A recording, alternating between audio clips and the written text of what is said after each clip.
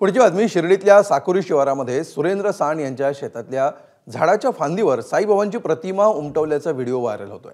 Video viral झाल्यावर भाविकांची दर्शनासाठी मोठी गर्दी झाली। दरम्यान या घटनेवर अंधश्रद्धा निर्मूलन समितीने प्रतिक्रिया दिली आहे। शिर्डी परिसरामध्ये साईबाबांच्या नावावर कथित चमत्कार पसरवण्याचे प्रकार वाढलेत, यामुळे अफवांवर विश्वास ठेवू नये असं आवाहन अंनिसने केलं आहे। आजकाल शिर्डी परिसरामध्ये कथित चमत्काराचे प्रकार खूप वाढले गेले आहेत। काल साकुरी येथे झालेली घटना हे दृष्टिभ्रमाचं एक उदाहरण आहे।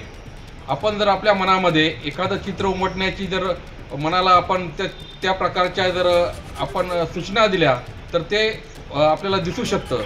हा सौम्य मानसिक आजार असू शकतो, परंतु ते सार्वत्रिक हा अनुभव नसतो।